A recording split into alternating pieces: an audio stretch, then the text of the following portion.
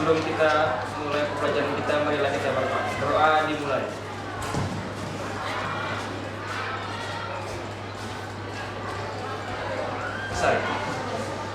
Terima kasih Khalid sudah memimpin doa.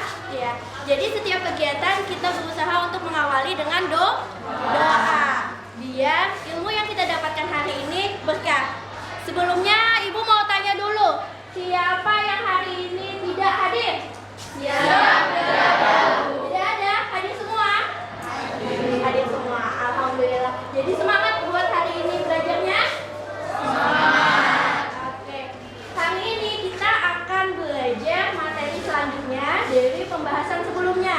Sebelumnya kita sudah belajar tentang sifat-sifat eksponensial. Di mana eksponensial adalah bilangan berpangkat. Benar sekali. Nah, hari ini kita akan belajar materi baru yaitu grafik fungsi eksponensial. Ya, jadi ada 3 kata ya yang akan kita bahas hari ini yaitu grafik, fungsi, dan eksponensial. Oke, Ibu buka dulu. Grafik, fungsi, dan eksponensial. Sekarang Ibu mau tanya, apa yang kalian pahami tentang grafik? Oke.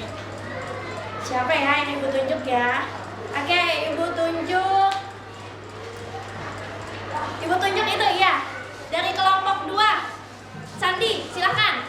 Ya, grafik adalah suatu keadaan atau data seperti jumlah siswa SMA Negeri 3 Palangkaraya yang dari tahun ke tahun semakin bertambah. Oke, betul sekali. Grafik itu adalah suatu data atau informasi yang menggambarkan suatu keadaan. Contohnya kalau misalnya tadi Sandi menyebutkan grafik dari jumlah data siswa SMA Negeri 3 Palangkaraya.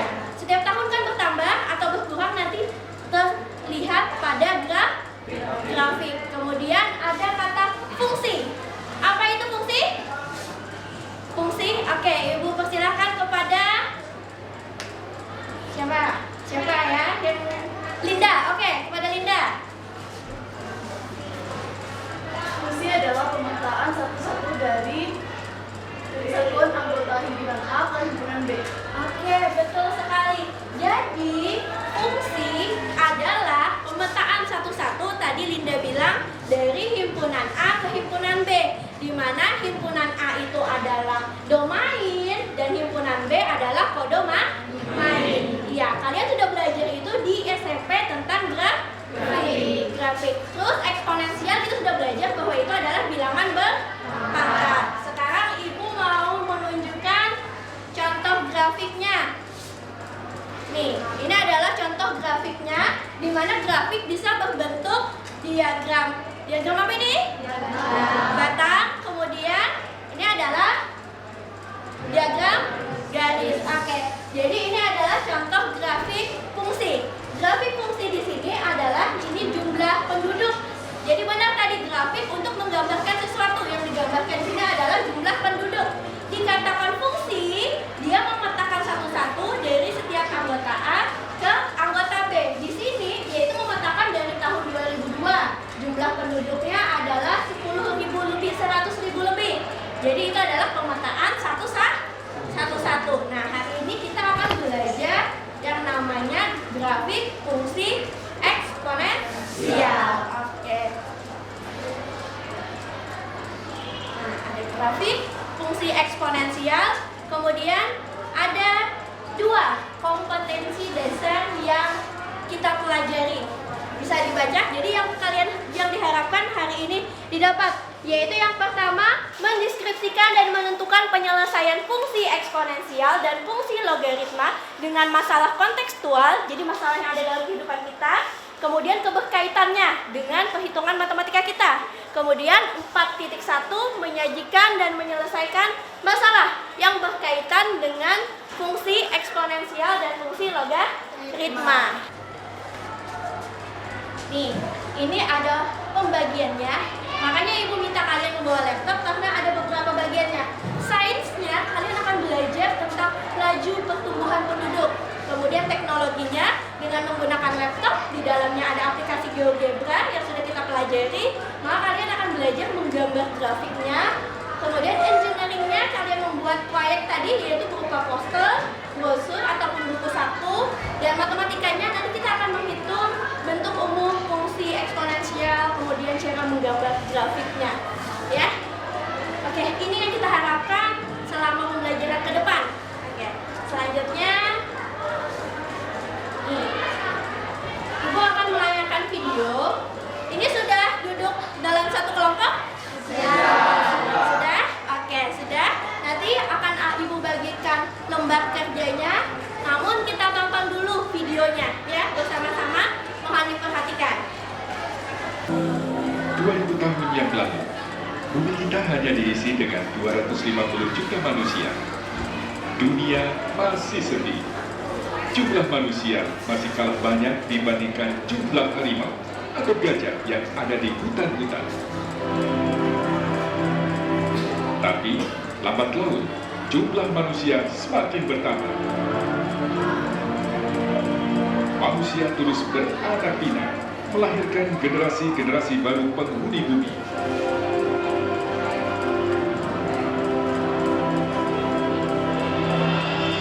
Manusia mulai membabat hutan untuk dijadikan rumah dan perkampungan.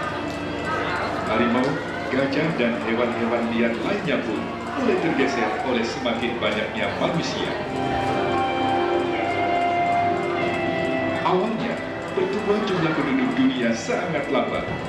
Pada abad ke-1 Masehi, saat lahirnya Nabi Isa, jumlah penduduk dunia hanya 250 juta jiwa. Jumlah ini berkembang secara lambat dan baru mencapai angka 1 miliar jiwa penduduk dunia pada tahun 1804 atau 18 abad kemudian. Namun, sejak abad 20, pertumbuhan penduduk dunia semakin cepat dan menjadi sangat cepat. 33 tahun kemudian penduduk dunia bertambah menjadi 3 miliar jiwa. Dan hanya memerlukan waktu 12 tahun kemudian, yaitu pada tahun 1975, penduduk dunia bertambah lagi menjadi 4 miliar jiwa. Dan akhirnya, tahun 2011, jumlah penduduk dunia pun meledak menjadi 7 miliar jiwa. 273 juta jiwa di antaranya tinggal di Indonesia. Ledakan jumlah penduduk juga terjadi di Indonesia. Pada abad 16, saat Patih Gajah Mada mengucapkan Sumpah Palapa, jumlah penduduk di wilayah Indonesia hanya 10,8 juta jiwa. Satu abad kemudian, bertambah hanya 3,4 juta jiwa, menjadi 14,2 juta jiwa. Pada tahun 1900, jumlah penduduk Indonesia meningkat 2 kali lipat menjadi 40,2 juta jiwa. Dan pada tahun 2000, jumlah penduduk Indonesia meningkat dengan cepat menjadi 205,8 juta jiwa. Dan hanya selisih 10 tahun kemudian, penduduk Indonesia pun bertambah dengan cepat menjadi 237,6 juta jiwa.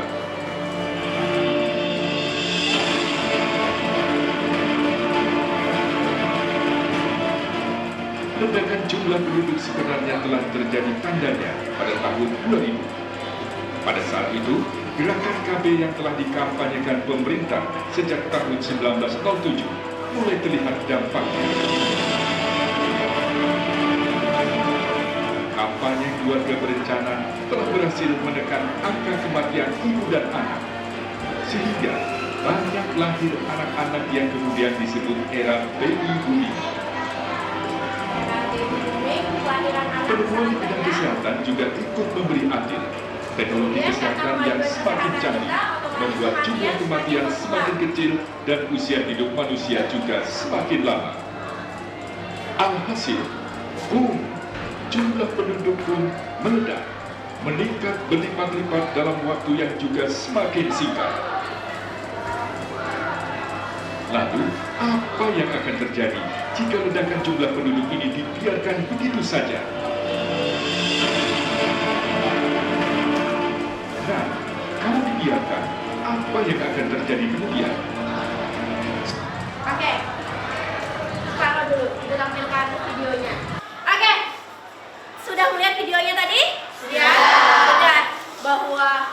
akan terjadi ledakan penduduk kayak gitu. Dampaknya apa nih? Sebelum Ibu lanjutkan videonya, dampak ketika terjadi ledakan penduduk. Ada yang mau jawab? Oke, boleh jawab. Nah, Jadi karena semakin ada ledakan, jadi karena adanya ledakan penduduk, maka bumi akan semakin sempit tempatnya untuk hewan-hewan dan untuk tanaman-tanaman lain. Karena mereka membutuhkan tempat tinggal, sedangkan hewan-hewan lain dan juga binatang membutuhkan tempat tinggal. Seperti hutan itu perlu juga untuk binatang. Jadi manusia semakin banyak manusia, semakin berkembang manusia, dan karena adanya ledakan seperti di video tadi, maka hutan-hutan akan dijadikan permukiman dan hewan-hewan akan tergusungkan. Tetapi kita sebagai manusia, pasti kita makhluk sosial, kita membutuhkan bantuan orang lain, seperti kita membutuhkan hewan, yaitu seperti ayam untuk kita konsumsi, dan juga tanaman sebagai oksigen dan juga makanan sehari-hari kita. oke, terima kasih Melinda. Benar sekali apa kata Belinda, kalau semakin banyak penduduk bumi, sedangkan posisi bumi kita ini tetap nih wilayahnya seperti itu aja, ya kan? Maka akan semakin tergusur hutan kita. Contohnya aja Kalimantan Tengah ya, Kalimantan Tengah. Karena dibabat habis tuh pohon-pohon kita, otomatis terjadi bencana kabut asap kemarin kan. Nah, itu salah satu akibatnya. Terus yang kedua, kemiskinan pasti. Karena apa? Berebut lapangan kerja. Jumlah penduduknya banyak, lapangan kerjanya sedikit. Ya, kita lihat kembali. Akan membuat perebutan sumber daya alam akan semakin tinggi. Bagaimanapun canggihnya teknologi yang diciptakan, manusia tetap memiliki ketergantungan terhadap sumber daya alam. Kebutuhan akan pangan, sandang dan papan, semua masih tergantung pada kemampuan alam untuk memproduksi. 2. Jumlah lahan yang terbatas akan membuat manusia saling berebut lahan. Padahal isi bumi bukan hanya manusia, juga ada binatang dan tumbuh-tumbuhan yang juga mempunyai peran penting untuk penunjang hidup manusia. Bayangkan jika sawah dan hutan harus dijadikan tempat tinggal manusia, maka dari mana manusia bisa mendapatkan makanan dan sumber oksigen yang sehat? 3. Perubahan iklim dan ekologi juga akan terjadi. Bumi akan semakin panas, permukaan laut meninggi, lapisan ozon menebal. Semua masalah itu berawal dari sampah-sampah lingkungan yang dihasilkan oleh umat manusia.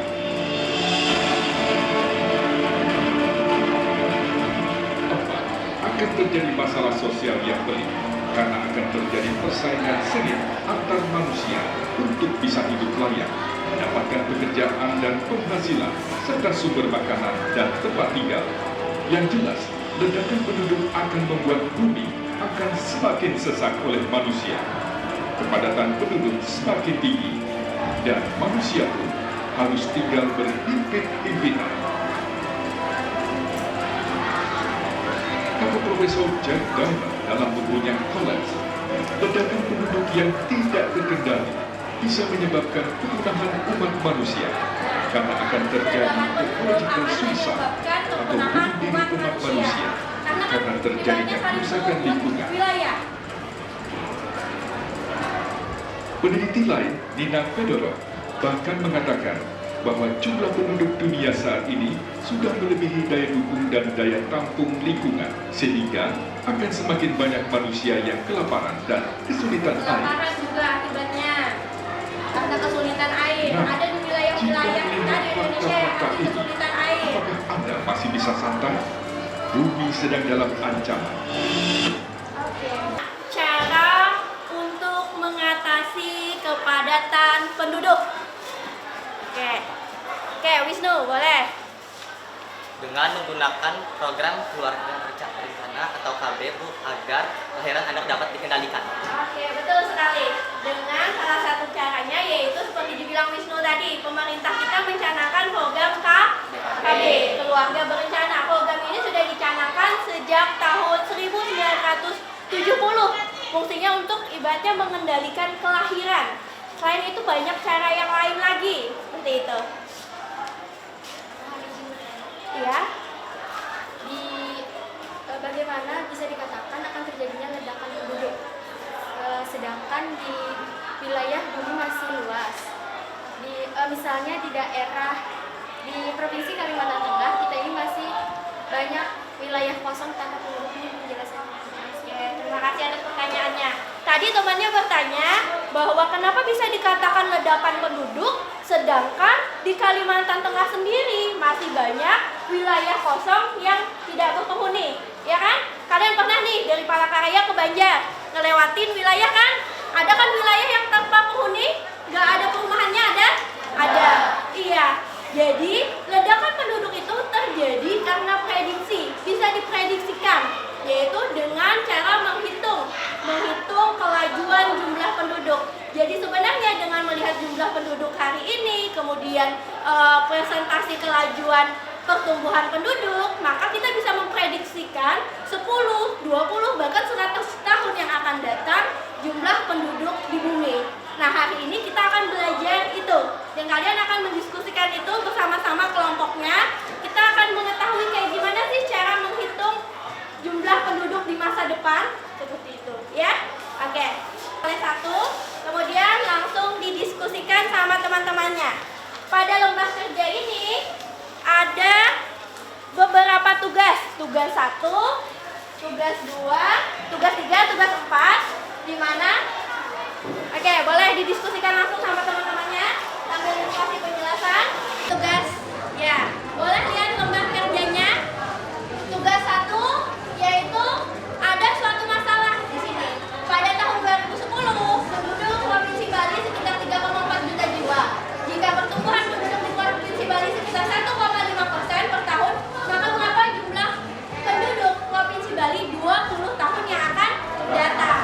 Silahkan diskusikan sama teman-temannya gimana langkah-langkah menentukannya.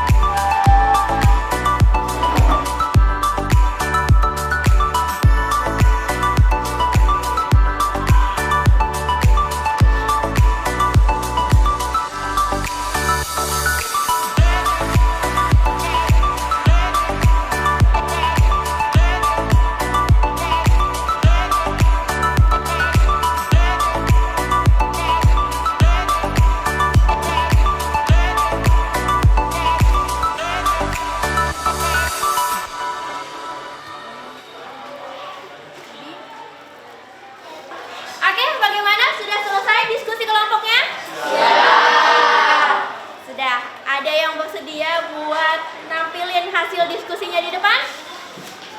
Oke, kelompok sini. Kelompok sana juga bersedia. Karena yang lebih dulu kelompok sini, jadi kelompok sini dulu yang menampilkan hasilnya. Boleh maju ke depan, kan? Oke. Ya, di depan.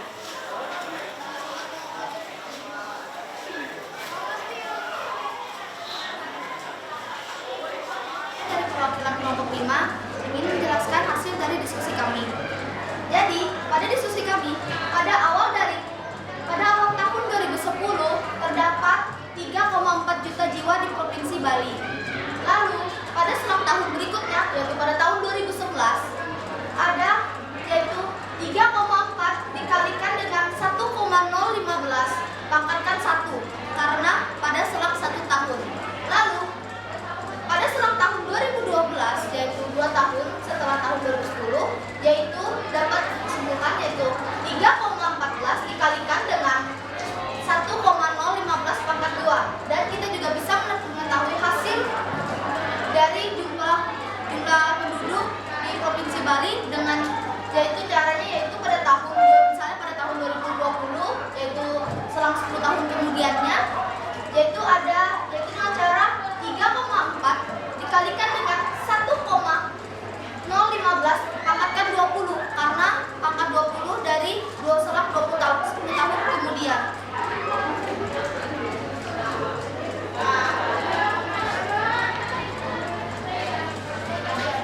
Jadi, secara umum jumlah penduduk Provinsi Bali kita bisa dimodelkan sebagai berikut, yaitu Y sama dengan 3,4 dikalikan dengan 1,015 pangkat T.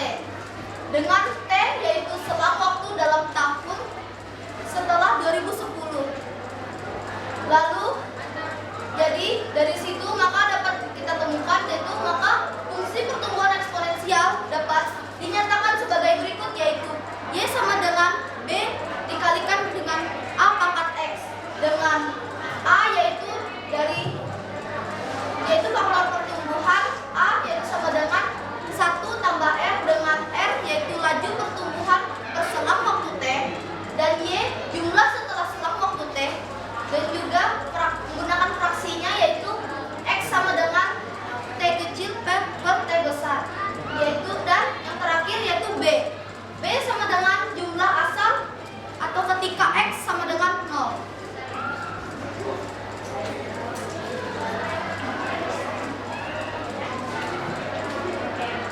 Terima kasih kepada Melinda. Silakan duduk. Nah, tadi temannya kelompok 5 sudah menampilkan model dari jumlah penduduk Provinsi Bali yaitu Y sama dengan 3,4 dikali 1,015 pangkat T di mana T adalah selang waktunya. Kenapa ini dikatakan fungsi eksponensial? Karena 1,015-nya berpangkat T jadi terpengaruh oleh selang waktunya. Kemudian maka fungsi pertumbuhan yang kalian temukan yaitu akhirnya Y sama dengan B dikali A pangkat X. Seperti ini ya, Y sama dengan B kali A pangkat X. Seperti itu. Sampai sini ada pertanyaan dulu? Yang lain, kelompok lainnya? Ada jawaban yang berbeda? Siap. Ya. Oke. Sudah membaca tugas 3 dan tugas 4-nya? Sudah. Oke. Sudah bisa tadi menggambar grafiknya? Sudah menggambar grafiknya? Oke, Ibu mau lihat mana gambar grafiknya? Nih, kita tampilkan gambar grafiknya ya. Oke, tadi kalian sudah menggambar grafik dengan menggunakan aplikasi GeoGebra, baik di laptopnya maupun di handphonenya. Ya, di sini ada fungsinya. Fungsi yang kita dapatkan tadi, pertumbuhan penduduk yaitu Fx sama dengan 3 kali 4, 3,4 dikali 1,015. Pada GeoGebra itu secara otomatis dibulatkan, kemudian dipangkatkan X, maka grafik yang didapat adalah seperti ini.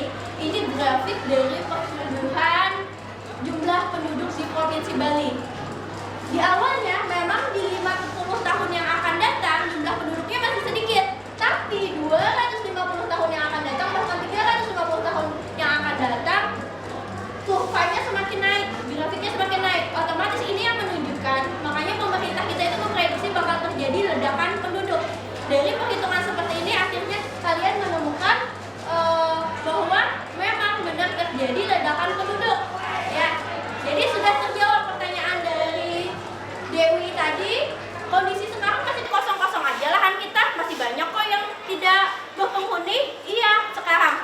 250 tahun yang akan datang itu akan penuh wilayah kita apabila tidak ditanggulangi. Nah, salah satu caranya yaitu di tugas 3 dan tugas 4. Tugas 3 dan tugas 4.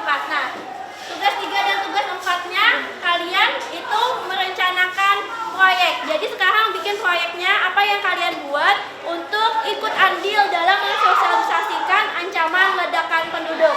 Boleh diskusi kembali, Ibu kasih waktu karena ini rencana aja. Jadi 10 menit Ibu kasih waktu buat diskusi, merencanakan apa yang akan kalian buat, poster seperti apa atau brosur seperti apa yang akan kalian buat.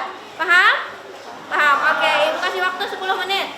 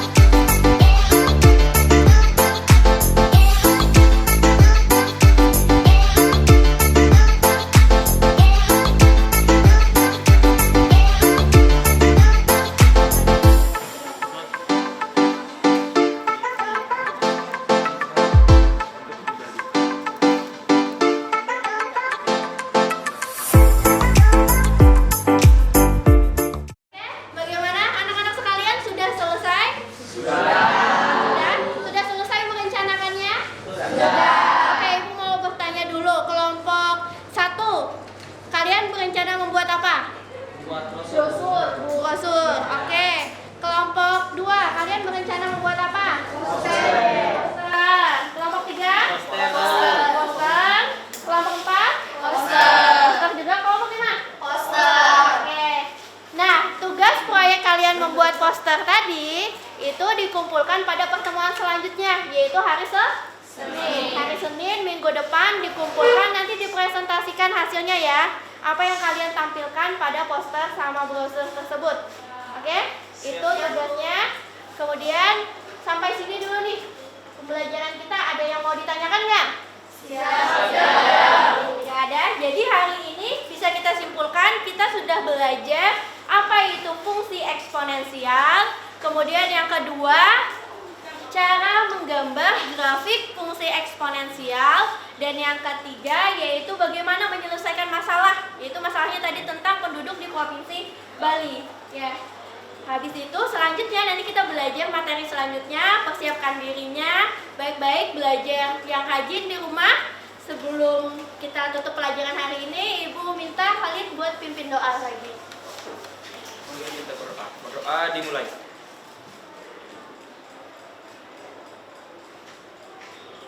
Selesai. Oke, terima kasih kepada kalian. Oke. Jadi nanti ada tugas rumah yaitu bikin proyek itu. Kemudian yang kedua ada tugas uraian yang akan Ibu kasih. Dan sampai sekian pertemuan kita hari ini. Jangan lupa belajar, terus berkarya di rumah. Selamat pagi.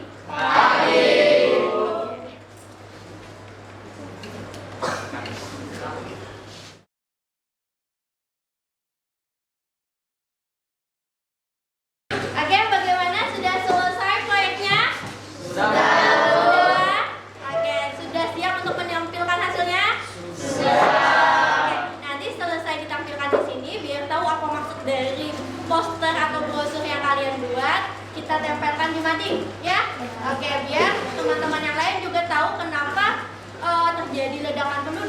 bagaimana cara mengatasinya.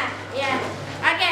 Kelompok mana yang bersedia untuk duluan menyampaikan posternya hasilnya? Oke, kelompok 1 siap. Dipersilakan.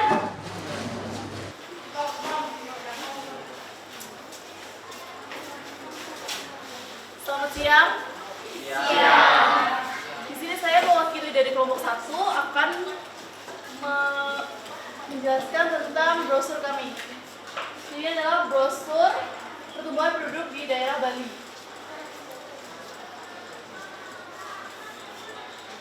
Pertumbuhan penduduk di Bali.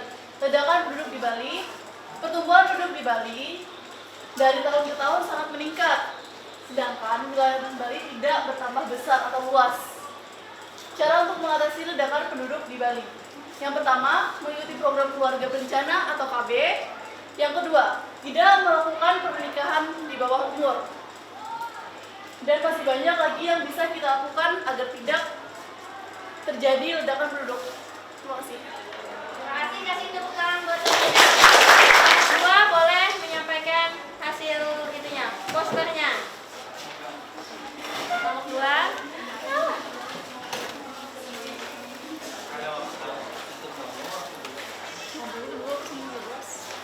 Selamat siang teman-teman. Terima kasih atas waktu dan kesempatan yang diberikan kepada kami. Sekarang kami memaparkan hasil poster yang kami kerjakan minggu kemarin.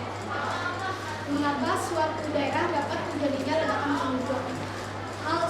Salah satu hal yang memicu terjadinya ledakan penduduk yaitu pergaulan bebas ataupun hamil di luar nikah. Untuk menghindari suatu hal tersebut, kita perlu mendapatkan kasih sayang, perlindungan, dan pengawasan dari orang tua.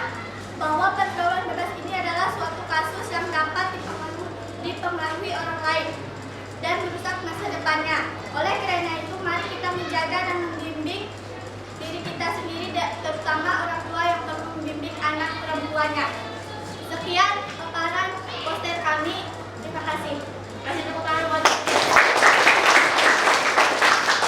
kelompok yang menyampaikan cara atau solusi untuk mengatasi ledakan penduduk. Yang pertama itu dengan mengikuti adanya program KB kan. Yang kedua kemudian menekan angka kelahiran. Terus yang ketiga itu pergaulan bebas harus dihindari. Selanjutnya kelompok 3 boleh menampilkan posternya yang dibuat.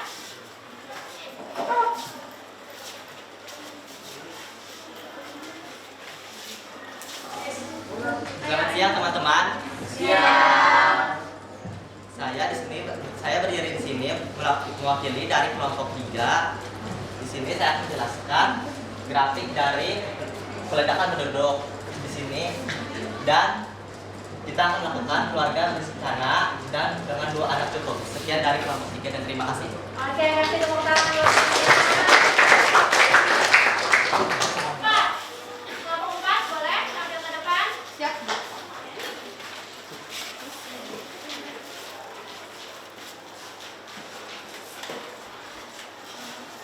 Selamat siang. Terima kasih atas kesempatan yang diberikan teman-teman. Kami di sini akan memperlihatkan hasil poster diskusi kami dari kelompok 5. Di sini dapat terlihat bahwa grafiknya semakin menanjak ke atas, yaitu populasi di Indonesia semakin meningkat. Tetapi seiring meningkatnya populasi, pemerataan bangunan tidak dilaksanakan, yaitu banyak menumpuk di Pulau Jawa. Untuk itu diperlukannya transmigrasi ke pulau seperti Kalimantan dan Papua. Pemerataan bangunan juga dapat meningkatkan kesejahteraan dan pertumbuhan ekonomi nasional. Maka dari itu, ayo bangkitkan Indonesia yang adil dan merata. Terima kasih kepada kelompok 4. Kelompok 4 mengambil solusi yang berbeda, yaitu dengan pemerataan hidup penduduk. Jadi pemerataan jumlah penduduk di suatu wilayah. Misalkan nih saat ini di Jawa kan terjadi penumpukan jumlah penduduk padat-padatnya yaitu di Jawa. Maka dengan transmigrasi artinya perpindahan penduduk dipusatkan di Kalimantan yang masih wilayah banyak kosong, itu juga artinya menekan kepadatan penduduk atau ledakan penduduk seperti itu. Jadi ini solusi yang ketiga yang bisa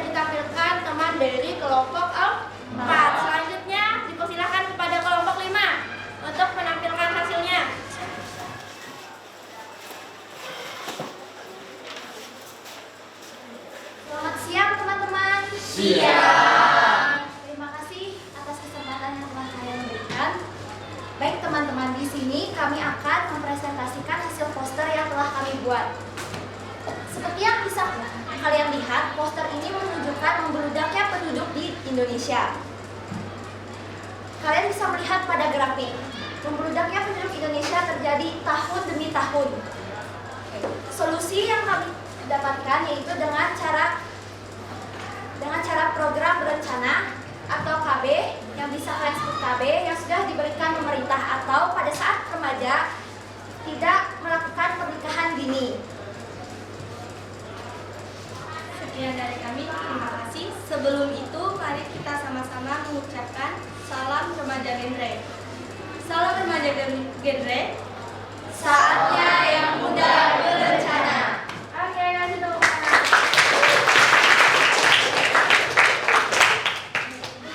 Tadi sudah ditampilkan beberapa kelompok solusi-solusi yang ditawarkan. Yang pertama dengan program KB untuk mengendalikan kelahiran, kemudian menekan pernikahan ini, kemudian juga transmigrasi perpindahan penduduknya. Yang ketiga, kelahiran di usia muda. Jadi hamil di usia muda juga harus dihindari, seperti itu. Ya, sampai sini paham bahwa belajar matematika itu banyak manfaatnya, bukan sekadar hitung-hitungan, tapi juga akhirnya bermanfaat buat menampilkan grafik fungsinya tentang kelajuan jumlah penduduk. Ya, sampai sini ada pertanyaan dulu? Ya, Oke, nanti kita akan belajar lagi materi selanjutnya yang bisa menyelesaikan masalah dalam kehidupan. Jadi matematika bermanfaat buat kehidupan kita. Jadi sebelum kita tutup, kita berdoa dulu. Semoga berkah ya. Yang memimpin doa, kali boleh memimpin doa lagi. Oke. Mulai dulu. Ya. Sebelum kita menutup pembelajaran kita, marilah kita berdoa. Berdoa dimulai.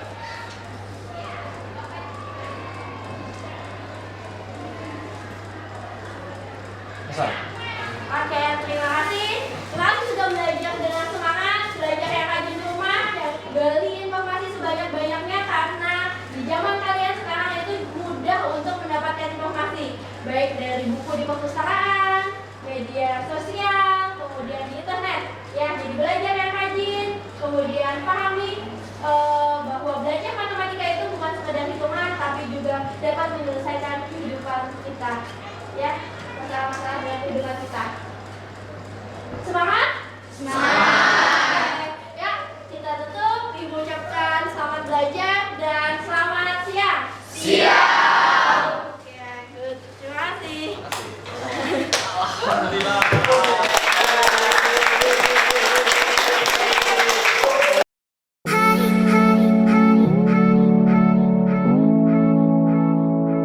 Beep, beep, beep.